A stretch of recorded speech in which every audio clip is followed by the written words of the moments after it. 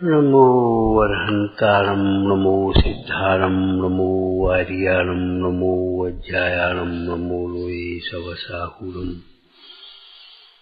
ओंकार स्वरूपाय नमः जिन्मुखोद्भूत सरस्वती देव्यो नमः रत्नत्रय धारक निस्वभाव साधक अज्ञान तिमिर निवारक श्री गुरुवे नमः परम गुरुवे नमः परम्पराचार्य श्री गुरुवे नमः मंगलम भगवान वीरो मंगलम गौतम गणे मंगलम कुंद कुंदाद्यो जैन धर्मोस्तु मंगलम सर्वमंगल मांगल्यम सर्वकल्याण कारकम प्रधानम सर्वधर्माणां जैनम जयतु शासनम जैनम जयतु शासनम जैनम जयतु शासनम नमः स्वमेशाराय स्वानुभूत्या चकास्ते चित्स्वभावाय भावाय सर्वभावान्तरच्छिदे ज्ञानस्य संचेतन एव नित्यं प्रकाशते ज्ञानमतीव शुद्धम् अज्ञान संचेतनया तु धावन् बोधस्य शुद्धिं निरुणद्धि बन्धः। 224 नंबर का कलश स्वाध्याय में है।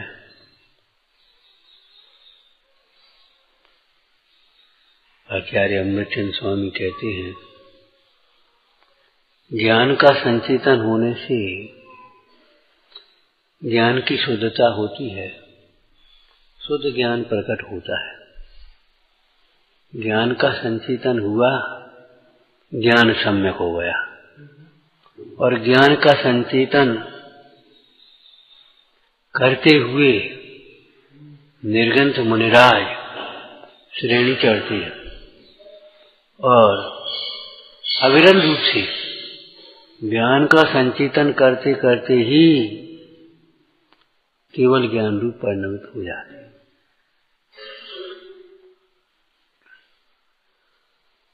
ज्ञान का संचेतन जब होता है, यहाँ ज्ञान का अर्थ आत्मा ही लेना चाहिए। ज्ञान का अर्थ ज्ञान गुण या ज्ञान परिणाम नहीं। ज्ञान का संचेतन अर्थात आत्मा के साथ अभिन्न होकर अपने को आत्मा अनुभवना। आत्मा के साथ अभिन्न होकर अपने को आत्मा अनुभवना। अभिन्न होकर आत्मा का अनुभव करने का अर्थ क्या होगा? भाव भाषण की दृष्टि से बोलना।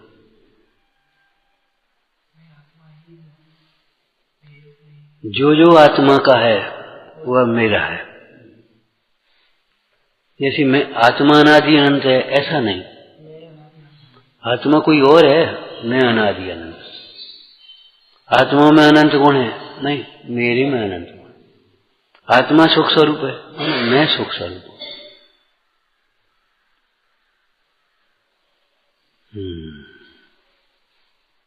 दृष्टांत, जैसे पति, शांति रखो कराओ थोड़ी, जैसे पत्नी ऐसा नहीं कहती, ऐसा नहीं समझती। कहने की बात तो समझने पर होगी, जो समझेंगे वही कहेंगे। स्त्री यह नहीं समझती अथवा यह नहीं कहती, ये मेरे पति का पुत्र है, मेरे पति की दुकान है, मेरे पति की गाड़ी है, मेरे पास कुछ नहीं। उसकी सहेली बोली, बहन अब तो तुम्हारी गाड़ी आ गई। तो गाड़ी हमारी थोड़ी है, पति की है, हमारा क्या है इसमें? ऐसा नहीं करती, खुश हो जाती है। और कोई फूट डालने वाला, तुम्हारा क्या है? गाड़ी तो पति की है। तो पति की अलग है क्या? पति की अलग होती क्या? पति की गाड़ी और मेरी गाड़ी, इसमें क्या बात है? आपको अलौकिक गणित, लौकिक का अलौकिक गणित बताया था। एक गृहस्थ के 4 बच्चे हैं, 2 बच्चे 2 बच्चियां। पत्नी के कितने हैं, पति के कितने हैं? पत्नी से पूछें, क्यों आपके कितने बच्चे हैं? कि 4। अब पति से पूछे क्या बच्चे हैं कि 4, कुल कितने हैं? बड़ी जी कोई गणित है? 4 बच्चे पति के और 4 बच्चे पत्नी के, तो 8 नहीं हो गए कि बे 4, दूसरे 4 नहीं।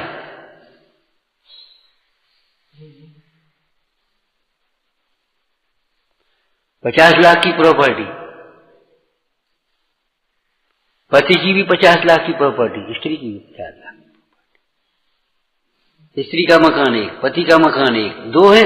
वही मकान जिस मकान का घर का पति स्वामी है, उसी घर की पत्नी स्वामिनी है।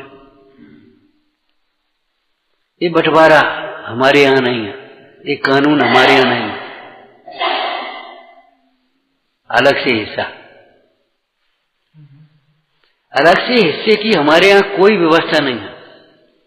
जितना पति का साम्राज्य है, पूरे साम्राज्य की वह स्त्री साम्राज्ञी है। जितने का पति स्वामी है, उतने का की पत्नी स्वामिनी है। वही दूसरे में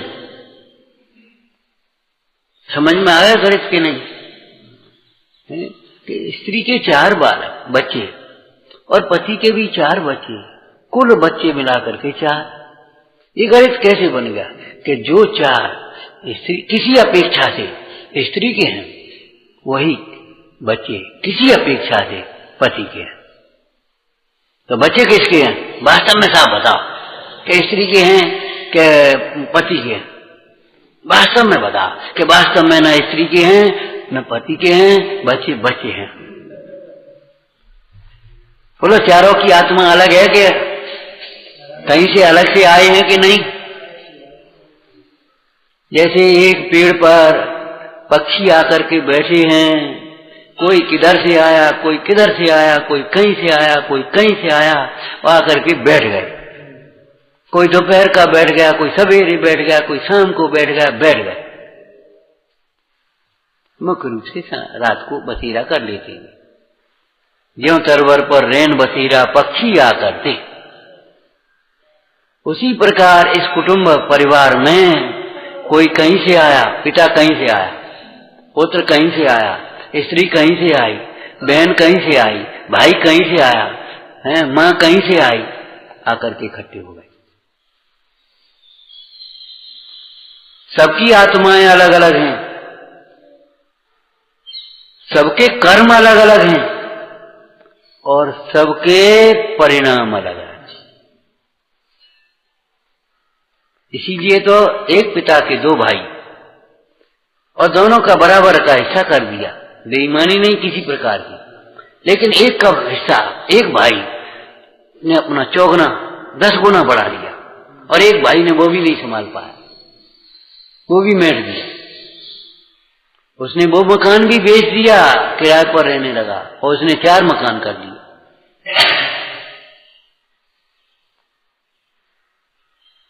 उसने 2 दुकानें कर ली और इसने 1 दुकान भी खत्म कर दी। अब बताओ क्यों? एक पिता के 2 पुत्र हैं कि 2 पुत्र बने रहने दो। पिता के 2 पुत्र हैं किसी अपेक्षा से, वे 2 आत्माएं अलग अलग हैं, वो किसी के नहीं।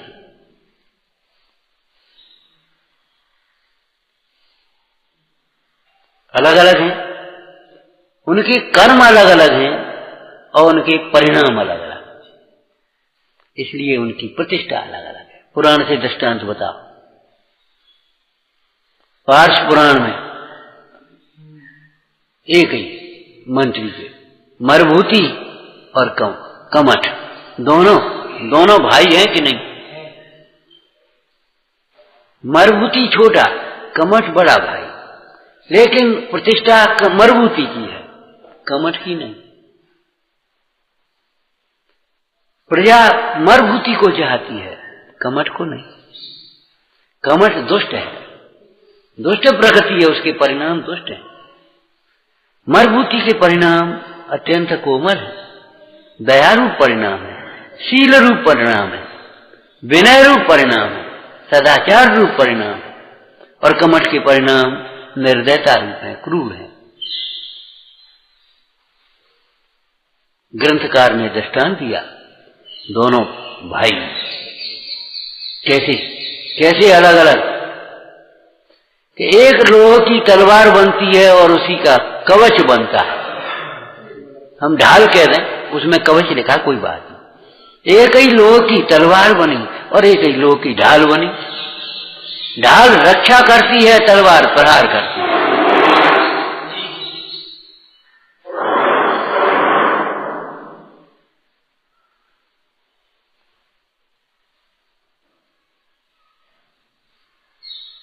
एक ही लोहे के बने। हमारे यहाँ 6 ढाला लिखी, 6 तलवार नहीं लिखी।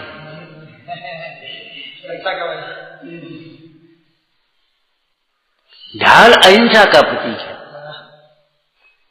तलवार हिंसा का प्रतीक है। हमारे मुनीश्वरों पर तलवार नहीं है, ढाल है, लोहे की ढाल नहीं, लोहे की ढाल नहीं, ऐसी वेद ज्ञान की ढाल है, साम्य भाव की ढाल है, समता भाव की। उसके भी क्षमा ढाल ओढ़े मुनि ज्ञानी, क्षमा भाव की ढाल है। क्रोध के वशीभूत होकर अज्ञानी जीव, हिंसक जीव, लौकिक जीव, पूर्व का वैर विरोध का संबंध है, ऐसे जीव उनके ऊपर नाना प्रकार के प्रहार करते हैं, नाना प्रकार के कुवचन बोलते हैं। ये तो पाखंडी है, ये तो दिन में साधु बना है, रात को चोरी करता है, ये तो ऐसा है, इसे लज्जा भी नहीं है, ये तो नंगा रहता है, नहाता धोता नहीं है। जिसके मन में आता है जो कहता है, लेकिन ऐसे वचन वाण की वेला क्षमा ढाल ओढ़े मुनि ज्ञानी, क्षमा ढाल। पंडित एकचंद जी ने दोनों ढाल और तलवार को कैसे कहा है एक ही गान में, क्रोध समान प्रहार न कोई, क्षमा धर्म सी ढाल न होई। क्षमा भाव रूपी ढाल जिसके पास है, उसके आक्रोश वचन बोले जाने पर भी उसे आक्रोश नहीं आता, उत्तेजित नहीं होता। उत्तेजित होना अपने को कमजोर करना है। कृष्ण ने उस राक्षस को, श्री कृष्ण ने, नारायण ने उस राक्षस को कैसे जीता, या कैसे जीता? बस वो उत्तेजित करने की कोशिश करता रहा, वे मुस्कुराते रहे, शांत होने लगे। अंत में वह उसका बल क्षीण हो गया, उसका बल बढ़ गया। उत्तेजित होने से पाप बंद होता है, शांतता से, समता से सहने से पुण्य बंद होता है। उस पाप की निर्जरा होती, आपका प्रभाव बढ़ जाता है। कहा था ना, वाणी की उत्तेजना है, वाणी की उत्तेजना वाणी के प्रभाव को कम करती है। प्रभाव नहीं रहता है, जो चिल्ला चौच करता रहता है उसकी बातों का कोई असर नहीं है। इसलिए हम आपसे कहते बच्चों पर चिल्लाइए नहीं, वो धीरे सुनते नहीं है, इसमें गलती आपकी है। आपका पुण्य कम है, आपने अपने गुरुजनों की नहीं सुनी होगी। कल रात को कहा था, जो जीव दूसरों से घृणा करता है वह स्वयं घृणित अवस्था को प्राप्त हो जाता है। ऐसे ही जो गुरुजनों की बातों को सुनी अनसुनी करता रहता है, उसका प्रभाव खत्म हो जाता है। आपकी बच्चे नहीं सुनते, इसमें आपकी गलती है। आपने भगवान की नहीं सुनी, आपने गुरु की नहीं सुनी, आपने अपने माता पिता की नहीं सुनी होगी। वे कहते रहे होंगे, तुम ऐसे गर्दन मटका के चले गए होंगे और कहीं न कहीं दोस्तों में खड़े रहे होंगे। अध्यापकों की नहीं सुनी होगी, आपने ढंग से पढ़ाई नहीं करी होगी। वो समय याद करो। ताको जो उदय अब आयो, उसका उदय आया है। ध्यान रखना, जो जिस प्रकार का फल होता है तत्संबंधी परिणाम का फल है। तत्संबंधी तुमने उपेक्षा की, आज तुम उपेक्षित हो गए।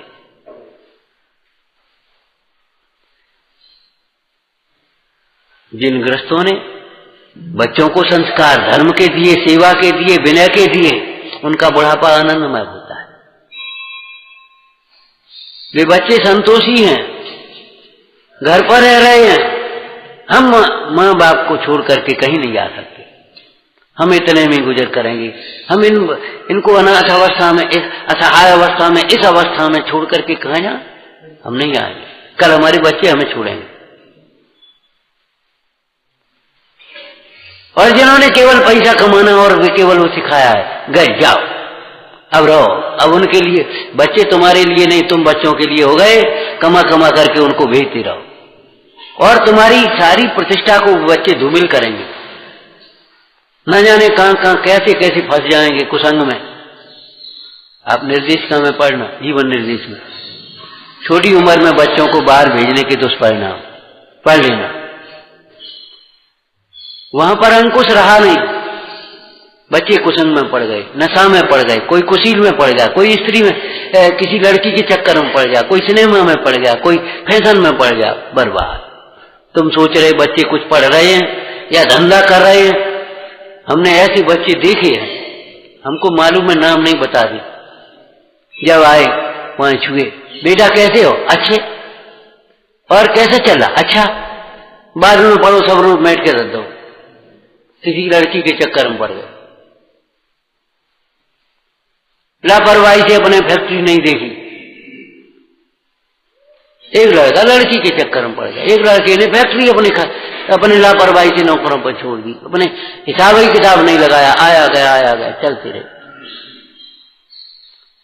सबरी पिता की प्रतिष्ठा को, सबरी पिता की मेहनत को बर्बाद कर दिया। क्यों? जाओ तुम तो बाहर जाओ। जब तुमने बाहर भेजा, अपराध तुम्हारा हुआ, अपराध तुम्हारा है कि वे मानते नहीं है। जब मानने लायक थे तब तुमने मनवाया नहीं। और इसके बाद भी हम फिर कहेंगे आज आप नहीं मानते, आप हमारी मानो, बच्चे आपकी न माने तो हमसे कहना। चलो दूर जाने की बात छोड़, बच्चे नहीं मानते कोई बात नहीं, तुम भी बच्चों का मोह छोड़ करके कल्याण करने के लिए आ जाओ। अब हमारे पास है नहीं है, जितना है उतना लेकर के आ जाओ, यहां आ जाओ, करो पूजा, स्वाध्याय, दान, संयम, शील संयम, आ जाओ। क्या आपके पास कहां है?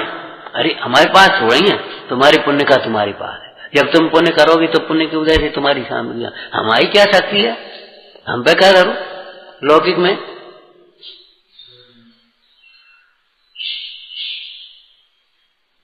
अरे 50,000 रुपये दे दे तो गिन नहीं पाएंगे। सही कह रहे हैं लोग, ऐसे गिन देते हैं 5 लाख रुपये। अब 50,000 दे दे तो गिन नहीं पाएंगे हम।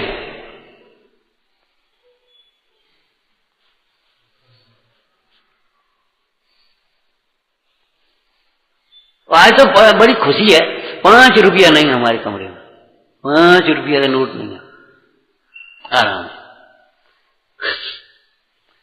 वो भोग की सामग्री सब है, व्यवस्था आवश्यकता की सामग्री सब है, तो तुम्हारी जैसी नहीं है, एक की जगह 2 होगी, यहां की तहां होगी। लेकिन पैसा क्या करेंगे, पैसा वो क्या करेंगे? जितना भी आता है और जितना भी बन रहा है, जितना भी हो रहा है, तुम्हारे पुण्य का फल है। और हम 10 बार कहते हैं तुम्हारी पुण्य के बिना व्यवस्था नहीं बना सकते, और नहीं बना पाएंगे तुम्हारी व्यवस्था हो। इसलिए आप अपना पुण्य बर्बाद मत करो। जो भी सामग्री आपको मिली है बड़ी अच्छी तरह से संभाल के रखो। ये नहीं है एक चटकनी लगाई, एक खुली छोड़ दी, उसमें लेकर के एक रस्सी बांधी, उधर फेंक दी, एक टुकड़ा उधर डाल दिया, वो उधर गंदगी हुई, एन टाइम पर ठाड़े कर दो। देखो संस्कार रहित व्यक्ति को कितनी ही आप सामग्री दो, कितनी ही सुविधा दो, वो संभाल नहीं पाएगा। आखिर वह हैरान करेगा और बदनाम करेगा, एन टाइम पर खड़ा कर देगा। हमने देखे हैं जिस घर में 3-3 सिलेंडर और तीनों खाली हो जाते हैं, तब होश आता है, तब पड़ोस से मांगे जाते हैं।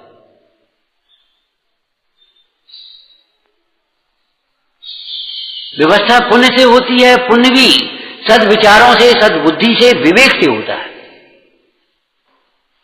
जिन बच्चों को लाड प्यार से खिलाते हो, जिन बच्चों को ऐसा सोचते थे हमारे हमारे हमारे हमारे, पाठशाला में एक 5 रुपया देने में सोचेंगे और बच्चों के लिए 500 खर्च करेंगे, 5000 खर्च करेंगे, 5 लाख खर्च करेंगे। ये बच्चे आपको अपने नहीं लगते। बस आज भी वही शरीर से संबंधित 2, 3, 4 जो कुछ भी है ये हमारे, उनके लिए हम प्राण दे देंगे। ठंड में ठाड़े रहेंगे, बैठे रहेंगे, अपने स्वाध्याय के लिए अब क्या करें बताओ। उन पालो होने तो, उन गाड़ी होने थी, उन फलानो होने तो, उन लड़का चलो वो तो बहू चली गई थी, फलानो है वो। मोह नाच नचाता है, मोह नाच नचाता है, मोह हैरान करता है। जो बच्चों को उल्टे संस्कार देते हैं, माथे पर हाथ रख के रोते हैं।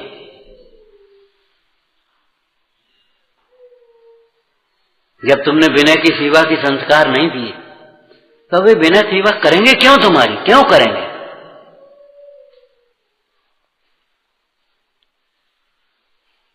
क्या खोया है मंदिर, बैठो दुकान पे, दुकान खोलो तुम। जब तुमने मंदिर के संस्कार नहीं दिए हैं तो वो तुम्हें मंदिर क्यों ले जाएगा, क्यों दर्शन कराएगा तुम्हारी असत्य अवस्था में? जब तुमने स्वाध्याय से नहीं जोड़ा, तुम्हें स्वाध्याय या आप स्वाध्याय के दिया, ये तो हम निपटाते रहेंगे। अब आपकी उम्र ये कि काम करने की नहीं है, आप जाओ स्वाध्याय। आप अपनी पूजा क्यों छोड़ते हो?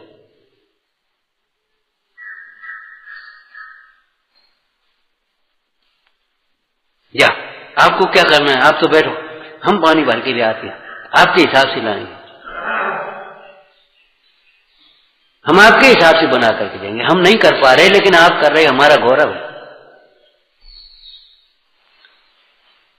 त्यागी और गुरुजन बोझ नहीं होते, समाज के आभूषण है, परिवार के आभूषण है, शोभा है हमारी।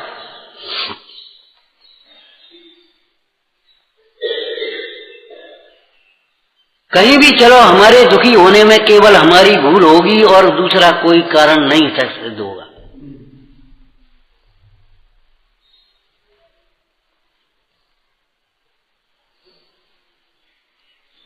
उस दिन जाने कुछ का फोन हो, क्या करें, वो पापा से कहते हैं ऐसा करो, वो सुनते नहीं है।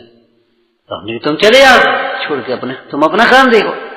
अब इस अवस्था में पापा को छोड़ के हम कहाँ चले जाए, हम तो नहीं जाते। ठीक है, हम गुजर करेंगे, थोड़े में करेंगे, खुशी होती है सुन करके। रूढ़ी की क्रिया का नाम धर्म नहीं है, ऐंठ और अभिमान का नाम धर्म नहीं है। अरे धर्म तो नहीं है, पुण्य भी नहीं है। कैसी संस्कृति है, तुम्हारे बच्चे ग्वालियर इंदौर और उनके बच्चे बंबई अमेरिका, बताओ क्या मतलब हुआ? इसलिए हमने कहा ये अविवेक की विचार तुम्हारी धारा, घर की डेयरी बंद हो गई। बच्चे का विवाह होता था, लोग कहते डेयरी खुल गई, बहू आ गई, चलो ये नहा के पानी तो मिल जाएगा। आज का खुलेगी डेयरी बेरी, डेयरी बंद करके चले गए।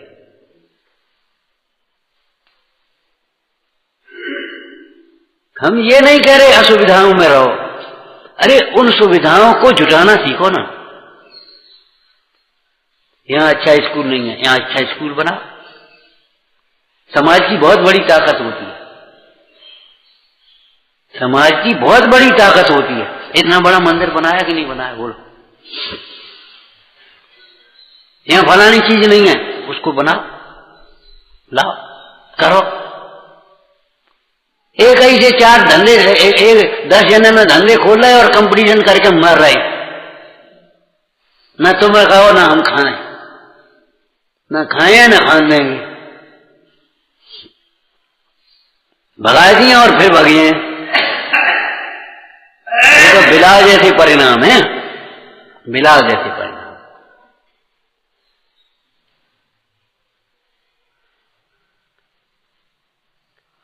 विचार करना चाहिए, विचार करना चाहिए। ये हमारी संस्कृति नहीं है। पत्नी का हिस्सा अलग है और पति का अलग है। जितनी संपत्ति पति की है उसकी पूरी की पूरी संपत्ति की स्वामिनी स्त्री है। और कानून में भी है, आदमी की संपत्ति का वारिस सबसे पहले पत्नी को ही मानेंगे। पत्नी के बाद बेटा होगा। अगर आपका खाता है सबसे पहले आपकी पत्नी को मिलेगा। कानून भी ऐसी है। बांट करके और सेक करके कुछ नहीं मिलेगा। उस दिन एक चर्चा पढ़ रहे थे, स्त्री की सफलता सफल गृहिणी और योग्य माता बनने में है, कलेक्टर मिनिस्टर बनने में नहीं है, डॉक्टर और इंजीनियर बनने में नहीं है। सेक करके वो उसी प्रकार के काम में लग जाए, ये उसकी स्त्री की सफलता नहीं। सब मिनिस्टर बनने में नहीं, मिनिस्टरों को जन्म देने में, मिनिस्टर बनाने में है। डॉक्टर बनने में नहीं, डॉक्टर बनाने में है। हम ये नहीं कह रहे हैं कि जिनकी योग्यता है वे आगे न बढ़े, लेकिन अपने दायित्व को निर्वाह करते हुए, समझते हुए, अपने शील की सुरक्षा के साथ,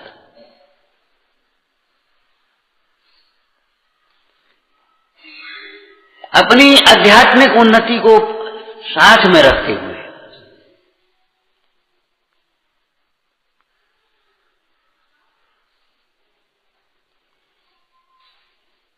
विचार करो। उसी प्रकार से जैसे स्त्री को ये नहीं लगता हमारे बच्चे नहीं हैं, ये तो पति के हैं, वो पति के बच्चे को अपना बच्चा ही तो समझती, ये मेरा बच्चा है। और पति का और मेरा ये तो उपचार है, सापेक्ष कथन है। बच्चे को किसके नाम से पुकारा जाता है बताओ? लौकिक में किसके नाम से पुकारा जाता है? नहीं, लौकिक में छोटा बच्चा हो, अपरिचित हो, तो कैसे पहचान करेंगे? पिता से। हाँ, आधी जगह पिता के नाम से, आधी जगह माता के नाम से। अगर वह स्त्री मायके में जाएगी और वो बच्चा कहीं होगा, ये कहीं कौन को बच्चा है? कि फलानी बाई को। और जब पिता का स्थान होगा कौन को? ये उनको बच्चा।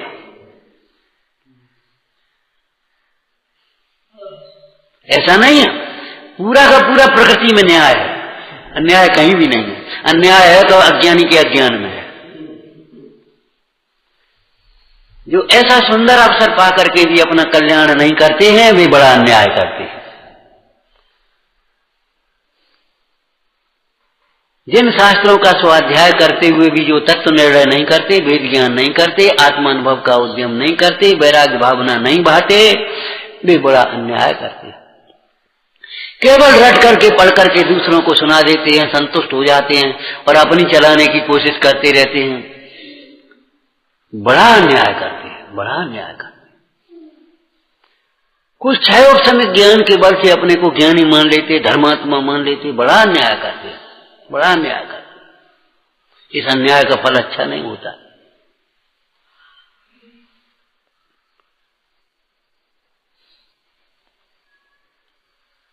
दूसरों के साथ न्याय अन्याय की बात तो बाद की है, व्यवहार न्याय की है। सबसे पहले तो आप अपने साथ अन्याय मत करो। आप अपने समय को विकथा में बर्बाद मत करो। आप अपनी संपत्ति को पाप में, व्यसनों में बर्बाद मत करो, कुरीतियों में बर्बाद मत करो,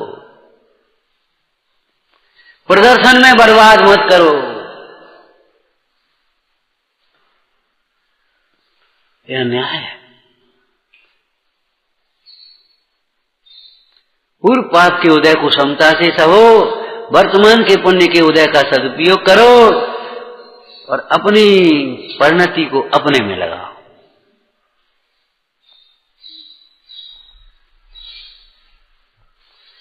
पाप के फल को देखकर सचेत हो जाओ, पाप से विरक्त हो। पुण्य के फल को भी अध्रुव जानकर पुण्य में आसक्त मत हो। क्या कहा? पुण्य के फल को भी अध्रुव जानकर, विनाशी जानकर, क्षणिक जानकर, थोड़े समय का जानकर, घटते बढ़ते हुए जानकर इस पुण्य में आसक्त मत हो, अटको मत। वीतराग भाव का फल अविनाशी सुख को समझकर वीतराग भाव की प्राप्ति के लिए निरंतर उद्यमी रहो। यह है न्याय, यह है न्याय। क्यों भाई? कम तोलना न्याय है कि अन्याय? अन्याय। तो किसी को कम समझना ये कुछ नहीं है, ये तो बेकार है, हम हैं होशियार, अन्याय नहीं है। जब शक्कर तो कम तोले, आटा कम तोले, दाल कम तोले हैं तो अन्याय है, और किसी आदमी को कम तोले तो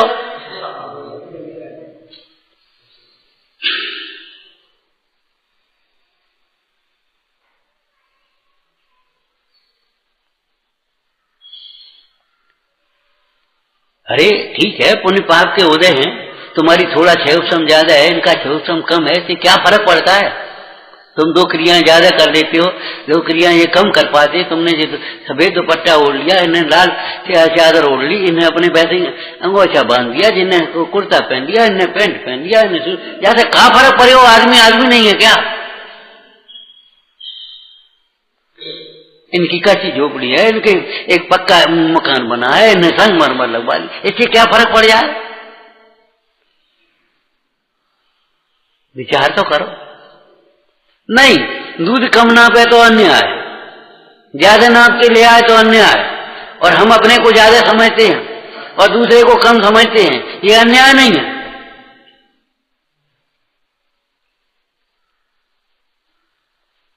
हमको मिल जाना चाहिए ये काम, हमारा काम हो जाना चाहिए अभी 2 मिनट में।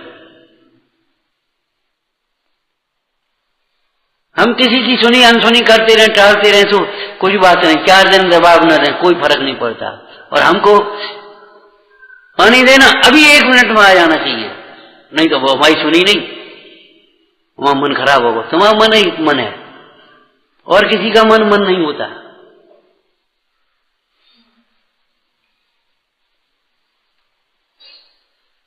जो कर्मचारियों को रिश्वत दे करके अपनी मनमानी करते हैं वे अन्याय करते हैं।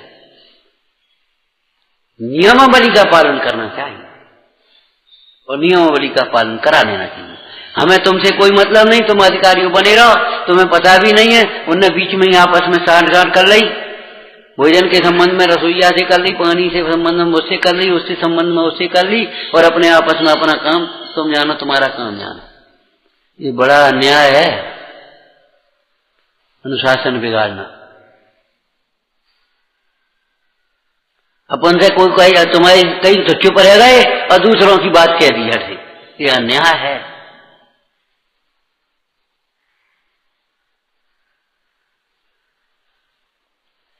ये बताओ, जब दूध नापना कम और कपड़ा कम नापना अन्याय है, और अपन लेने के लिए ज्यादा नापेंगे, ज्यादा लेने की कोशिश करेंगे ना, अन्याय के 2 लक्षण होंगे, देने में कम और लेने में ज्यादा, यही तो होगा। तो ये बता, दूसरे को तुम कम समझते हो और दूसरे को कुछ नहीं, पानी मिला के दे तो कोई बात नहीं, और हम अपने लिए बिना पानी का निपन्ना निकाल दो हमारे लिए बस। अब ये कहा दूसरे को शाम का दे दो, हमें ताजी दे दो। काय दूसरा क्या हुआ? वो बेचारा सीधा साधा कुछ कह नहीं पाता बस इसलिए। ये कोई तरीके हैं तुम्हारे सोचने के?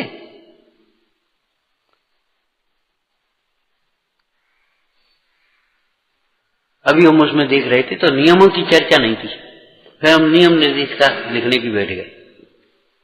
देखा देखी नियम नहीं लेना चाहिए, भावुकता के नियम नहीं लेना चाहिए, परिस्थिति को विचार करके नियम लेना चाहिए, द्रव्य क्षेत्र काल भाव को सोच समझ करके नियम लेना चाहिए।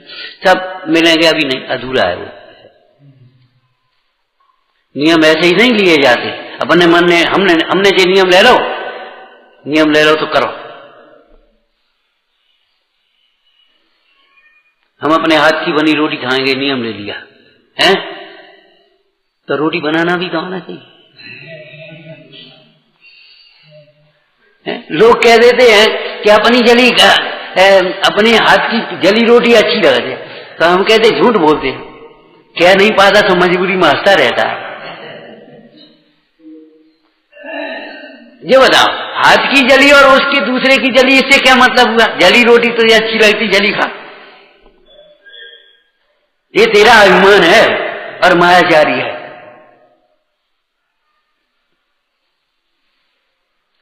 दूसरे को कम नापना, दूसरे को कम समझना, दूसरे को कम तोलना, मतलब दूसरे के साथ हीन व्यवहार करना। हमारी संस्कृति तो है, अरे भाई क्या कहें, ये तो अध्यात्म की गद्दी है। हमारे देश का राष्ट्रपति, ठंड में उसने नौकर उसको सेवक को उठाया नहीं। आदमी तो है आखिर, उठ करके अपनी काम कर। आदमी है बेचारा, दिन भर थक करके सोया है। क्या मजबूरी के कारण से कोई नौकरी करे तो वो मनुष्य नहीं रहेगा क्या?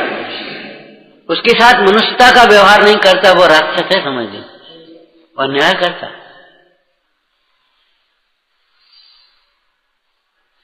वह स्वार्थी भी नहीं है। सुन, वह स्वार्थी भी नहीं है। क्यों स्वार्थी नहीं है बोलो? अगर वह बीमार होगा काम किसका रुकेगा जी बता?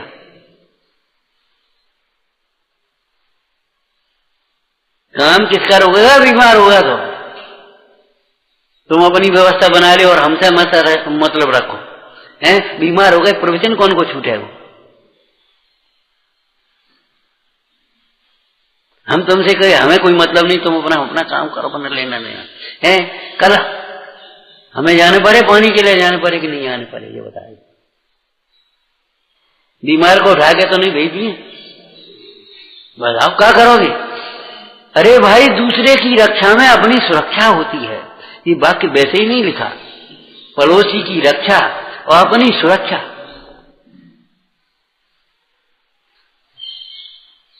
अरे पड़ोसी के घर में आग लगेगी तो धुआं तो तेरे घर में आएगा, ऐसा तो नहीं।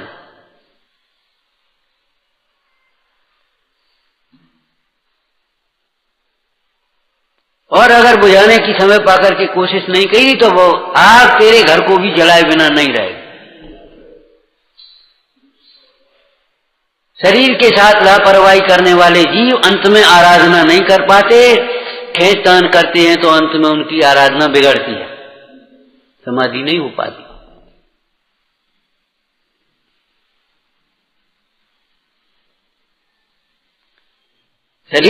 शरीर पड़ोसी है, भिन्न है, न्यारा है, खुदगल है, बिल्कुल सही बात है, लेकिन है तो पड़ोसी तुम्हारा, पार्श्ववर्ती। यदि आप उसको बिगाड़ोगे तो क्या होगा? एक काम करो, कोई मदरा पीने वाला, मदरा शरीर में ही तो जाती है, लेकिन उन्मत्त कौन होता है? भाई मदरा तो शरीर में जाएगी, लेकिन उन्मत्त कौन होगा ये बता?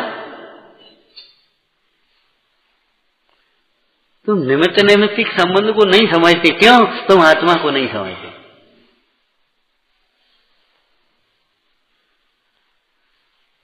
तो ज्ञान का संचेतन अर्थात आत्मा का संचेतन, आत्मा के संचेतन का मतलब ये है कि जो जो आत्मा का है वह मेरा है, जैसा आत्मा है वह मैं हूं।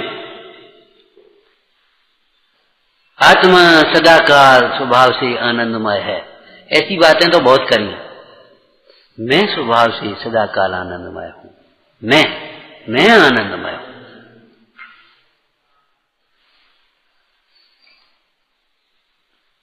ऐसा अनुभव करो, मैं आनंदमय। और कोरी बातें नहीं है, ये शुष्क ज्ञान नहीं है। मैं स्वभाव से आनंदमय हूं तो मुझे आनंदित होने के लिए किसकी जरूरत है? कपड़ों की, स्त्री की, भोजन की? इनसे बैराग्य नहीं आएगा फिर आपको स्वभाव से आनंद।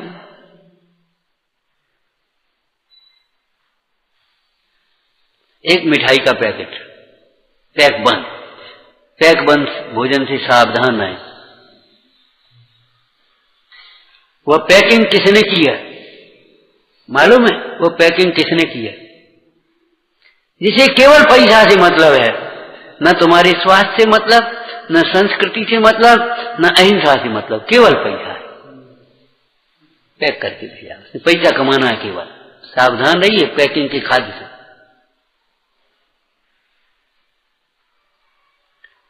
हम तो केवल दृष्टांत दे आए।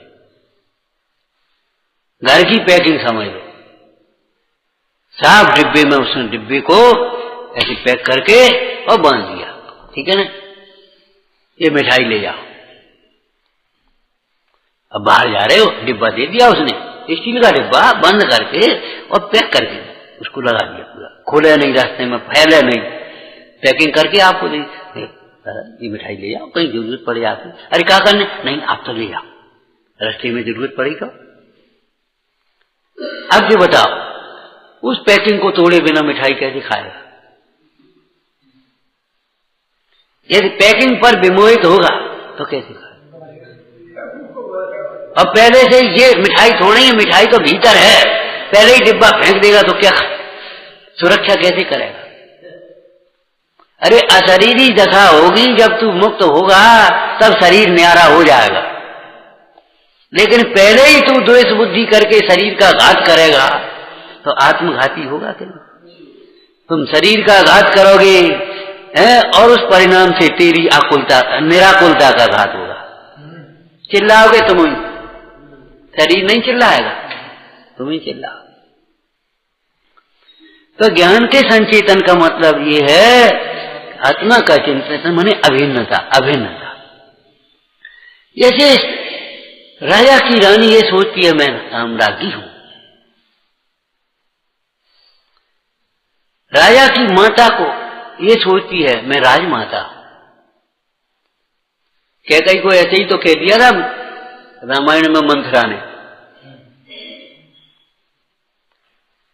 कैकेयी ने कहा अरे क्या अंतर है राम और भरत में, हमारे लिए तो दोनों एक से हैं। तो मंथरा ने धीरे से सरका दी कि कुटिल लोगों की बातों से बहुत सावधान रहना चाहिए।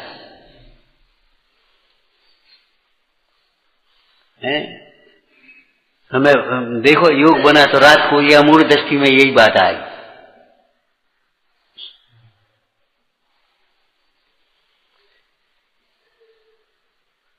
ठीक है, अंतर नहीं है, राजमाता तो कौशल्या बनेंगी, कैकेयी थोड़ी। जब राम राजा बनेंगे तो राजमाता सोई माता ठंड का बात तो ठीक है। सावधान है ना, जब राम और भरत में अंतर नहीं है तो कौशल्या और कैकेयी में क्या अंतर है? त्याग से गौरव को प्राप्त होता है, त्याग से गौरव को प्राप्त होता है, त्याग से महान बनता है। राजमाता बनकर के राजमाता महान नहीं होगी, राजमाता कौशल्या होगी, राम राजा होंगे, इसमें कैकेयी का बड़प्पन होगा। ये संस्कृति कौन समझे? कौन समझे बोलो? जो अभिन्नता कर रखे, जो अभिन्नता। एक ही बात है, कौशल्या कैकेयी में क्या अंतर है? राम और भरत में क्या अंतर है? अंतर नहीं समझने वाला जी वह त्याग कर सकता है और वही महान हो सकता है। ऐसे सिद्ध में आप में जो फेर न जाने वो क्या परवाह करे जन। जो इन सिद्ध भगवान में और अपने स्वरूप में अंतर नहीं समझता वह एक दिन सिद्ध दशा को प्राप्त होता। वह कभी मिथ्या स्वार्थी नहीं होता, वह पापी नहीं होता, वह प्रमादी नहीं होता, मोही नहीं होता। कौन? जो आत्मा को समझता है। और नहीं तो आत्मा की बातें कर रहा है, वीतरागता की बातें कर रहा है। वीतरागता उसने समझी नहीं है। वीतरागता किसका नाम? ज्ञान का संचेतन लिखा है, ज्ञान का पठन पाठन नहीं लिखा, खाली ज्ञान की चर्चा नहीं लिखी, ज्ञान के केवल चिंतन नहीं लिखा, ज्ञान का संचेतन लिखा। ज्ञान का संचेतन करता हुआ जीव बहुत से शास्त्रों को पढ़े बिना भी, त्रियंच पर्याय में भी ज्ञानी हो जाता है। और ज्ञान का संचेतन किए बिना बहुत से शास्त्रों को पढ़ते हुए भी शैव संज्ञान के अभिमान में चढ़ा हुआ जीव भी ज्ञानी नहीं होता, अर्थात सुखी नहीं होता। कैसे मालूम ज्ञानी नहीं हुआ, क्या सुखी नहीं हुआ? जो सुख का और ज्ञान का अविनाभावी घटाना, अविनाभावी संबंध घटा करके सिद्ध करो। देखो, जो ज्ञानी होता है वह सुखी होता है, ठीक है ना। एक हो गया द्रव्य, द्रव्य द्रव्य। जो ज्ञानी होता है वह सुखी होता है, जो सुखी नहीं होता वह ज्ञानी भी नहीं हुआ। कहता भले है वो ज्ञानी है, जो ज्ञानी होता है वह सुखी होता है, जो सुखी नहीं होता वह ज्ञानी होने का दम है उसे, ज्ञानी नहीं। क्या करें, बहुत टेंशन रहती है, बहुत। अरे टेंशन तो रहेगी, तेरा उल्टी सोच है। कहा था ना, उत्तेजना, टेंशन, पागलपन हमारे ही विपरीत परिणामों का, विपरीत विचारों का फल है। उत्तेजित होना पागलपन की पहली सीढ़ी है। और हमारे गांव में तो भाषा भी बोली जाती है ऐसी। अगर कोई उत्तेजित, कब पागल हो गए थे, कौन के मुंह लग रहे तुम? सीधा पागल शब्द का प्रयोग होता है, कब पागल हो गए, ये कैसे बोल रहे? अरे वो ऐसे कह रहा, वो तो पागल है। उत्तेजित व्यक्ति को पागल ही कहा जाता है, कारण में कार्य का उपचार करके। और अगर वो उत्तेजना में कंट्रोल न करे तो सचमुच वो थोड़े समय में बाद पागल हो जाए।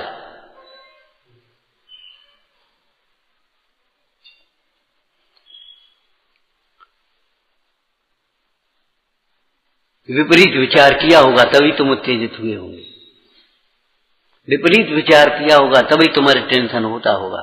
विपरीत विचार करते होगे तो हम क्या विपरीत विचार करते? तुम जो विचार करते हो हम सब समझते हो और कोई कुछ नहीं समझता। अरे रे, विपरीत विचार नहीं है। अरे तुम सब समझते हो तो और भी सब समझता है। वो बुढ़िया ने यही तो कहा था,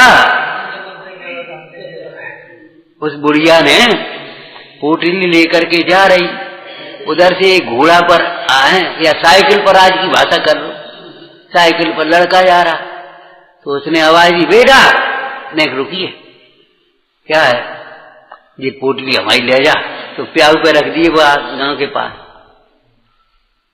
तो बस उसने देखा ऐसे और अपने लड़कपन के जुंग में हमका नौकर लगे, चल आगे। थोड़ी देर बाद उसको विचार आया लड़के को, अरे हम पोटली ले आते, नहीं रखते, नहीं चले आते, क्या कर लेती वो बुढ़िया। तो उसने साइकिल घुमाई, लौटा, अम्मा क्या कह रही? कि बेटा कछु नहीं कह रहे। नहीं कछु कह रही थी पोटली। बेटा तुमसे कहेगो तो हमसे कहेगो।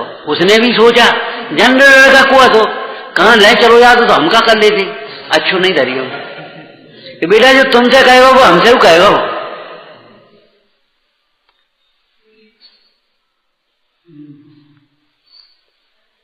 कभी ये मत सोचना चाहिए। सबसे बड़ा मूड है जो ये सोचता है हम सब समझते और कोई कुछ नहीं समझता।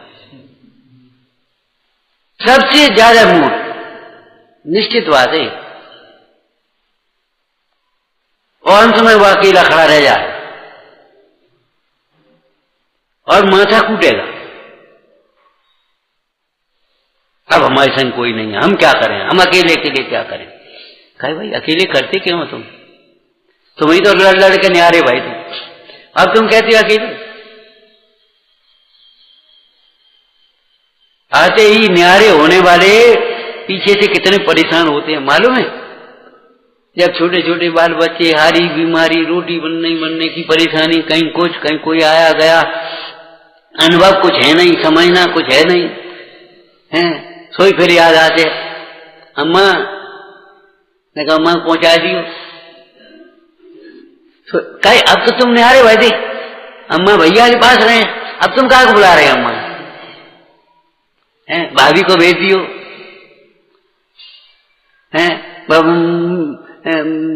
लड़की को पहुंचा दियो। मैंने कहीं अब तुम्हें क्या को याद आ रही, अब तो तुम्हारा कोई है, तुम तो न्यारे हो गए, हमें कोई मतलब ही नहीं का। न्यारे होने पर सुखी वह होता है जो वर्णादि और रागादि से न्यारा होता है, जो मोह से न्यारा होता है। मोह से न्यारा होने का मतलब यह है, मोह से न्यारा होने का मतलब क्या है? हम न किसी के, कोई न हमारा, हम हैं सबके सब हैं हमारे। ये होता है मोह से न्यारे होने का मतलब।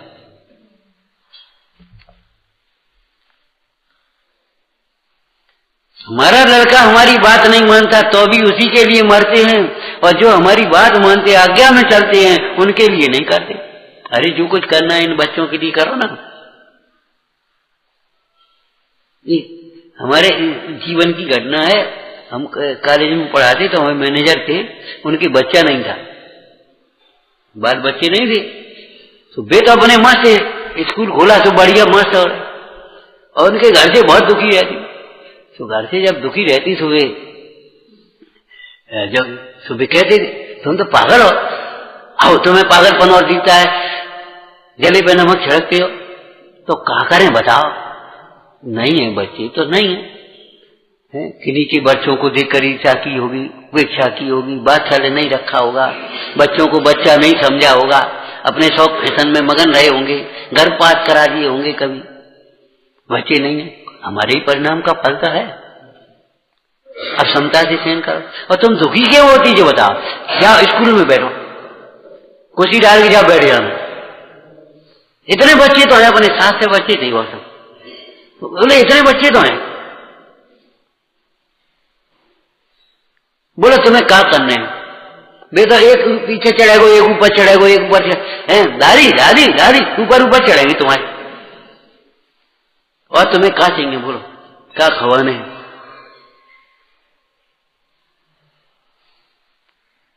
और लाड़ प्यार करना। और किसी दिन तुम बीमार भी अगर हो जा पड़ रहे हो तो बच्ची 10 आकर के तुम्हारी माथा दावेंगे, तुम्हारा बच्चा दावे न दावे बाहर से, लेकिन 10 बच्चे आकर के तुम्हारा माथा दावेंगे। 10 बच्चे तुम्हारे लिए रोएंगे, तुम चली आओगे तो।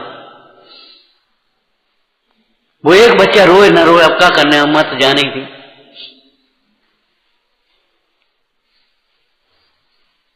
बहुत दिन से बीमार हो गई, वो रोए चाहे ना रोए, लेकिन वे 10 बच्चे जरूर रोएंगे। लेकिन जो अपनी नहीं मानता तो भी अपना मान करके उसमें समर्पित होते हैं, और जो अपनी मानते हैं, अरे रे प्रभु, उनके लिए समर्पण भाव नहीं आता। ये मोह की महिमा है, ये है मोह की महिमा। तो मोह का व्यवहारिक रूप जानते हो? निश्चय रूप तो आपने जाना, हम न किसी के, कोई न हमारा। व्यवहार विरोधी होगा, हम हैं सबके सब हैं हमारे। ये है निर्मोही का रूप। जिसने विवाह किया, बच्चे हुए, 4 बच्चों की माता हो गई, 5 बच्चों की माता हो गई, 2 बच्चों की माता हो गई, और जिसने त्याग करके आरिका हो गई, जगत की माता हो गई। माताजी माताजी माताजी, जगत माता हो गई। कैसी बात है सोचते हो, बोलो, जगत माता हो गई कि नहीं? जो आत्मा की गुरता को पहचान कर विचारना, अपनी आत्मिक गुरता को प्रकट करते हैं, वो किसके गुरु नहीं है ये बताओ? जो नहीं मानता कोई अज्ञानी होगा, अभिमानी होगा, मूढ़ होगा, जो उन्हें गुरु नहीं मानता होगा। बाद बाकी किसके गुरु नहीं होंगे? सबके गुरु हैं, तो सब उनके शिष्य हो गए कि नहीं? ये व्यवहार हो गया कि नहीं हो गया? भगवान किसके भगवान नहीं? हमारे भगवान है, तुम्हारे नहीं है, तुम्हारे भगवान है, हमारे नहीं है, ऐसा है क्या? जो भगवान है वे सबके भगवान है, गुरु हैं वे सबके गुरु हैं। लौकिक में समझाते हैं, भैया जमीन बांट ले, आकाश थोड़ी बांट ले, वे हवा पानी आकाश किसके नहीं है? बोलो, प्रकृति किसकी नहीं है? सबकी है कि नहीं? अब जो प्यासा रहे नदी के पास भी तो वो आलसी होगा, मूढ़ होगा। जो उसे गंदा करे, उस पानी को, नदी के पानी को गंदा करता है, तो वो कोई मूढ़ होगा। भागवा की विचार करो, नदी किसकी है, पेड़ किसके हैं, आकाश किसका है, हवा किसकी है? तो ऐसे ही साधु किसके हैं? अभी आपने पढ़ा नहीं है कुछ। सही बात यह है, बहुत अधूरी पढ़ाई पड़ी, बस नेट से हो, हम न किसी के कोई ना हमारे। तो फिर काहे से अपेक्षा रखते हो? फिर काहे को चुकुर चुकुर देख रहे हो? कोई हमें दे दे आकर के, कोई हमारा काम कर दे, फिर काहे को टुकुर टुकुर देख रहे हो? अरे हमें सबके सब हैं हमारे, हम न किसी के कोई न हमारे। कोई व्यवहार होगा कि नहीं? वो कितना व्यापक व्यवहार होगा। तो इसका अर्थ क्या है? जैसे मोही जीव केवल अपने शरीर के संबंध में, अपनी स्त्री और 2-4 बच्चों के संबंध में सोचता है, ऐसे उदार पुरुष, निर्मोही पुरुष सारे देश के संबंध में सोचता है, सारे विश्व के संबंध में सोचता है। सुखी रहें सब जीव जगत के।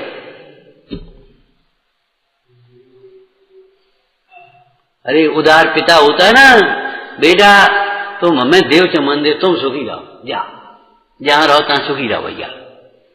तो ऐसे ही कोई नमस्कार करे, कोई नहीं करे, कोई सेवा करे चाहे नहीं करे, कोई माने चाहे नहीं माने, सुखी रहे सब जीव जगत के। ये है हमारा निर्मोही का व्यवहार।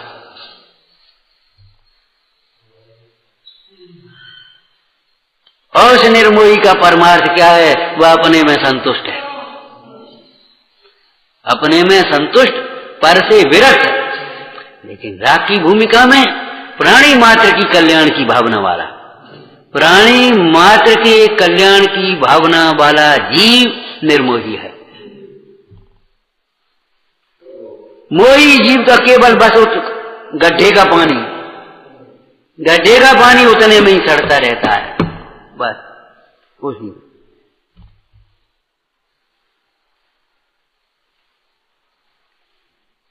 ये तो सागर है, सागर है।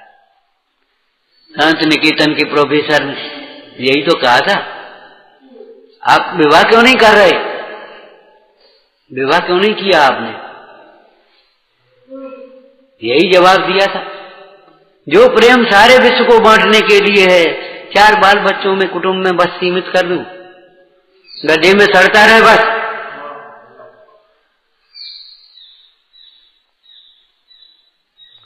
सबके कल्याण की बात भावना लाना, आत्म कल्याण में ही सबका कल्याण है, और सबके कल्याण की भावना में ही अपना कल्याण होता है। आत्मज्ञान में ही सबका ज्ञान है, और सबका ज्ञान होने पर ही आत्मा का पूर्ण ज्ञान होता है, नहीं तो असर्व पर्याय से मत सुते हो निबंधो द्रव्येश। तो आत्मा की भी सब पर्याय को जानता है, स्वानुभव ज्ञानी भी जानता है क्या? नहीं जानता।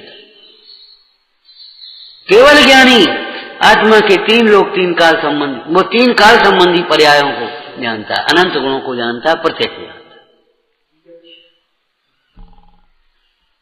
एक साथ युग पर। और 2 रास्ते हैं ही नहीं, जो आत्म कल्याण का मार्ग है वही जगत के कल्याण का मार्ग है।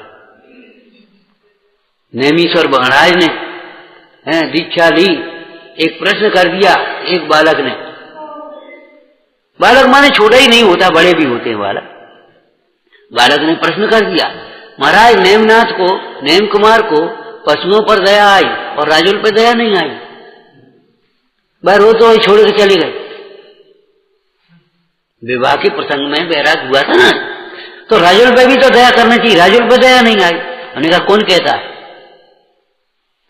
राजुल पर भी दया आई और राजुल से कह गए चुपचाप बिना बोले कि राजुल भोगों का मार्ग दुख का मार्ग है, सुख का मार्ग नहीं है। सुखी होना हो तो जरा से चूके थे हम, आ जाओ इसी मार्ग, आ जाओ इसी मार्ग। ये कल्पना झूठी है, विवाह करके सुखी नहीं होते। विवाह करने की आपको परिभाषा बताई थी, दो दुखी मिलकर के सुखी होने की कल्पना, दो दुखी मिलकर के सुखी होने की कल्पना।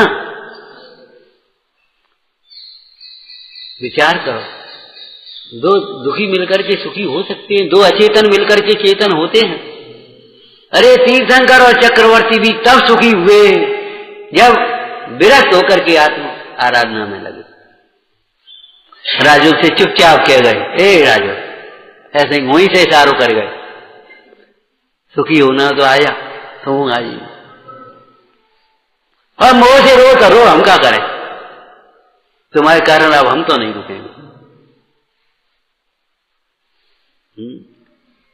जैसे समझदार ग्रस्त है, वो बच्चे, उसने नहा नहीं पाया, उसने ये किया, तुम आते रहियो, ये चाबी धरी तारू लगा के, हम चले, हम अपनी पूजा स्वाध्याय थोड़ी छोड़ेंगे, तुम आते रहियो, आ जाइए।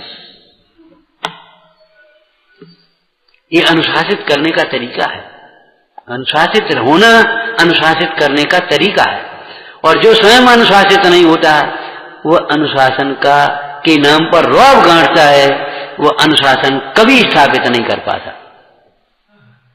ओम नमः। हे देवी तेरी वंदना मैं कर रहा हूँ, इसलिए सामणी प्रभु है सभी वरदान देने के लिए। काम शोध समाधि मुझ में बोध का संचार हो प्राप्त स्वात्मा की तथा शिव शौक की भव।